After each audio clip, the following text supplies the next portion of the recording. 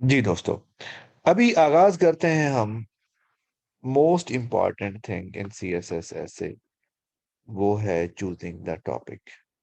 कि सीएसएस ऐसे में सीएसएस ऐसे में जो मैं रिकॉर्डिंग हो रही है हाजिक। पहला लेक्चर भी रिकॉर्ड किया, दूसरा मतलब दो हिस्से हैं। सबसे पहला काम सीएसएस ऐसे में चूजिंग द टॉपिक है, और इसमें जो फेलियर रेशो है वो कोई 50% है। अब हम देखते हैं कि लोग गलतियां कौन सी करते हैं, कुछ कौन सी कॉमन मिस्टेक्स हैं जिनको लेके लोग एहतियात नहीं करते, और सीएसएस के ऐसे में दे आर फेसिंग फेलियर। सबसे पहले तो ये है कि गलत टॉपिक चूज कर लेना, ये इटसेल्फ क्या है, ये कोई 50% फेलियर इससे आ जाता है एग्जाम में। तो दोस्तों बहुत ख्याल रखना है, ठीक है। दूसरी फेल होने की वजह, फेल होने की दूसरी जो रीजन है, वो ये कि लोग जल्दबाजी करते हैं। कहते हैं एक ही गो में सारा काम हो जाए, अपने सारे टॉपिक्स पढ़ने का तकल्लुफ भी नहीं करते, फेल हो जाते हैं। गलत टॉपिक का इंतखाब। उसके बाद स्टंट्स करते हैं लोग, उछल कूद करते हैं, वो भी फेल हो जाते हैं। कि मैं आज ये दिखाना चाहता हूँ कि मैं क्या कर सकता हूँ, तो वो फिर क्या कर सकता है, एक एस्पायरेंट फेल हो जाता है। उसके बाद कुछ लोग कहते हैं कि एक्सपेरिमेंट, या मैंने इसलिए किया था ये टॉपिक कि मैं बस देखना चाहता था कि मैं कर सकता हूं या नहीं। तो वो फिर देख लेता है कि वो नहीं कर सकता। उसके बाद कुछ लोग सारे टॉपिक्स भी नहीं पढ़ते, कोई टॉपिक नंबर 3 पे जंप कर जाते हैं, टॉपिक नंबर 4 पे जंप कर जाते हैं। नतीजा ये निकलता है कि वो उसको डिफेंड नहीं कर पाते। नेक्स्ट रीजन करना यह है कि read and read all topics, then read between the lines. बहुत दफा उन्होंने टॉपिक में सिमिलीज मेटाफर्स यूज किए होते हैं, ठीक है। और अगर कोई बंदा उनका ख्याल नहीं रखता तो वो फेल ही होगा। उसके बाद व्हाट आई रिकमेंड इज के जो सेफ जोन है वो क्या है। जो सेफ जोन्स हैं दोस्तों, वो है सोशल साइंसेस, ठीक है। Problem oriented essays, current affairs. और what I recommend not to go for is literary essays. Until unless आपका मास्टर्स इन इंग्लिश लिटरेचर है, आपको लिटरेचर की टर्मिनोलॉजी पे अच्छा खासा अबूर है, देन गो अहेड। अदरवाइज ये वाली स्टंट नहीं करनी, ठीक है दोस्तों। अब हम एक छोटी सी एक्सरसाइज हमने रखी है, वो हम आप लोगों के साथ मिलके करते हैं, ठीक है। और उस एक्सरसाइज में हम बेसिकली ये देखेंगे कि टॉपिक कैसे चूज करना है, उसमें कौन कौन से स्टेप्स हैं। So here we go. ये है जी हमारे पास एक मॉडल, एक ये पेपर है पास पेपर में से सीएसएस के। इसमें से टॉपिक चूज करना है तो उसको कैसे करना है, ये मैं आप लोगों के साथ शेयर करने जा रहा हूं। स्टेप वन तो ये है कि read and re read all topics, ठीक है। सारे टॉपिक्स को बार बार पढ़ना है, समझना है, गौर से देखना है। उसके बाद स्टेप टू क्या है, सर्कल कर लेना है दो टॉपिक्स को। टॉपिक नंबर 3 और 8 को सर्कल कर लिया। मैं अब हाजिक से पूछता हूँ कि हाजिक आपने क्यों टॉपिक 3 को सर्कल किया। ये कहता है कि सर इसके बारे में मेरे पास नॉलेज है, मैंने इस पे दो मूवीज देखी हैं, और बुक्स भी मेरी नज़र से गुजरी हैं जो मैंने इस पे पढ़ी हैं, मैंने इस पे डॉक्यूमेंट्रीज देखी हैं, ठीक है। और मुझे लग रहा है कि मैं इंफॉर्मेशन भी इस पे है मेरे पास, तो मैं ये वाला टॉपिक अटेम्प्ट कर लूंगा। गुड हो गया।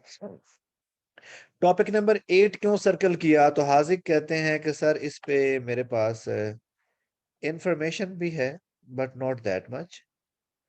लेकिन जो टॉपिक मैंने ट्रेनिंग के दौरान अटेम्प्ट किया था, प्रैक्टिस किया था, वो वाला टॉपिक और ये वाला टॉपिक, इनमें एक सिमिलैरिटी लेवल आ रहा है 50%, 60% और 70%। ठीक है।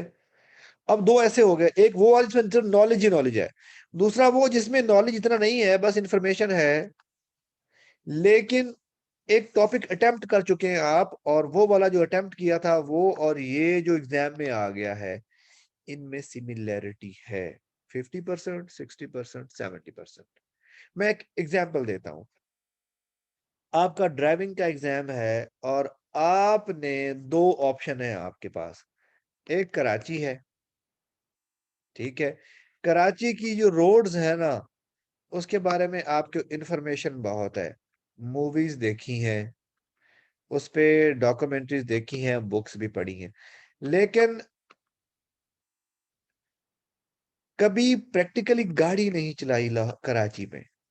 दूसरा ऑप्शन इस्लामाबाद है। इस्लामाबाद का आपका इतना तजुर्बा नहीं है, लेकिन आपने एक दो बार कोई 30 मिनट्स की ड्राइव की हुई है। मतलब एक जगह पे क्या है, नॉलेज है, एक जगह पे आप प्रैक्टिकली गुजरे हैं।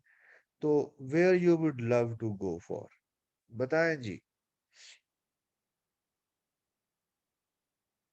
आप नॉलेज वाली जगह पे जाएंगे या प्रैक्टिस वाली पे?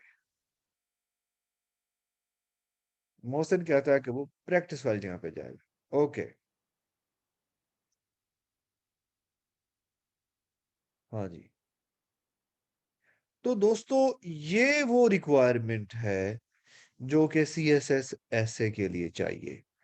Always go for the topic that you feel कि आपके कलम से इसके सिमिलर गुजर चुका है, आप प्रैक्टिस कर चुके हैं।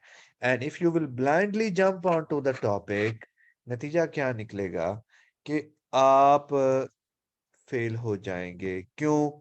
मतलब मेरा जाती तजुर्बा 2012 की या 11 की अटेम्प्ट थी। तो टॉपिक एक आ गया, प्लेयर्स ऑफ रीडिंग। तो तब मैं बहुत ज्यादा रीडिंग कर रहा था, तो मैंने कहा जी लो जी, इस पे तो बहुत लिखेंगे। ये जो नॉलेज वाला होता है ना, इसके पीछे साइंस बेसिकली ये है, इसके पीछे जो साइंस है वो ये है कि आप लिखना शुरू करते हैं, शुरू में यू फील के यार गाड़ी 200 की स्पीड से दौड़ रही है चकाचक, लेकिन फिर 20-25 किलोमीटर के बाद क्या होता है, नॉलेज, आइडियाज, थॉट्स, वो कैब, इंफॉर्मेशन, और फिर उसके साथ ही आपका पेट्रोल वो खत्म होना शुरू हो जाता है। लेकिन जब आप प्रैक्टिस्ड ऐसे की तरफ जाते हैं, तो वो बेसिकली आपका जो मेमोरी है, जिसमें एक सिमिलर नॉलेज पड़ा हुआ है जो प्रैक्टिस में गुजरा है, और आपकी फोटो मेमोरी भी काम कर रही है, आपको यकीन मानिए इवन पैराग्राफ के साइज तक रिट्रीव होना शुरू हो जाते हैं। यू स्टार्ट रिट्रीविंग एवरीथिंग कि यार I can do this, I can write this, इस पे मैं कर सकता हूँ चीजें। तो दोस्तों, ये पहला उसूल है सीएसएस के ऐसे का कि हमेशा उन एसेस की तरफ जाना है जो कि हाथ से गुजर चुके हैं, प्रैक्टिस कर चुके हैं। क्लियर हो गया? अब सवाल ये पैदा होता है कि सर आपने तो कह दिया कि वो वाले ऐसे करना जो प्रैक्टिस किए हैं, ठीक है, लेकिन अगर ऐसे सूरत हाल में कोई ऐसा टॉपिक आ गया जो कि प्रैक्टिस नहीं किया हुआ या उस जैसा भी नहीं लिखा हुआ, तो फिर क्या बनेगा? सवाल तो बनता है ना, अगर प्रैक्टिस में से कोई ना आए, सवाल तो बनता है ना। ठीक है ना, कि सर आप तो कह रहे हैं कि प्रैक्टिस वाला करना है, अगर प्रैक्टिस वाले में से तो कोई ना आए तो फिर? दोस्तों, इस सवाल का जवाब ये है, आपने अब गौर से बात सुननी है कि सीएसएस जब ऐसे जो है ना, सीएसएस का ऐसे, उसकी डोमेन बड़ी महदूद है। ठीक है। ये वाले एरियाज हैं, विमेन और जेंडर एक एरिया है, उसके बाद एक एजुकेशन एरिया है, एक पॉलिटिक्स एरिया है, एक करंट अफेयर्स एरिया है, ठीक है, एक लिटरेचर का एरिया है, ठीक है, एक सोशल प्रॉब्लम का एरिया है। सही हो गया। 1 2 3 4 5 6 7 इस तरह एक दो और एरियाज हैं यार। हमेशा उन एरियाज में से ऐसे आता है, ठीक है। अब किसी बंदे ने अपने सी इकोनॉमी, इकोनॉमी एक एरिया है, if I am missing anything मुझे याद करवा दें। ठीक है, तो ये वाले एरियाज हैं जिनमें से आपका ऐसे बनता है।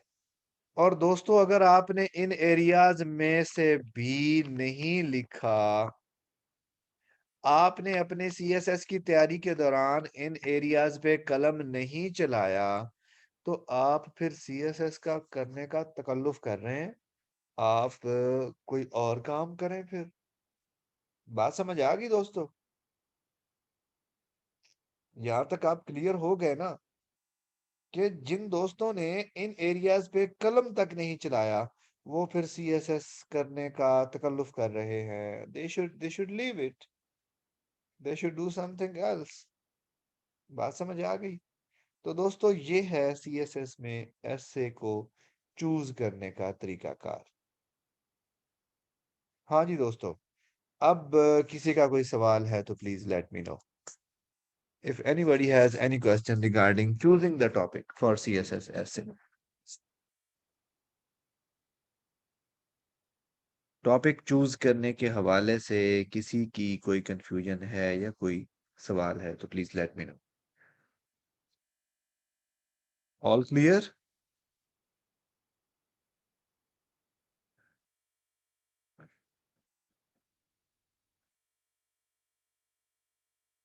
हाँ जी, मेरी आवाज पहुंच रही है आप दोस्तों को?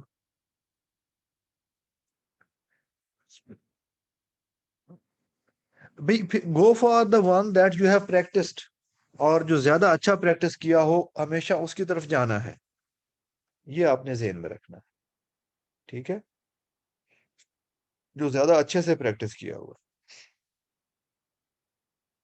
ठीक हो गया दोस्तों? तो ये है जी तरीकाकार ऐसे राइटिंग के लिए। और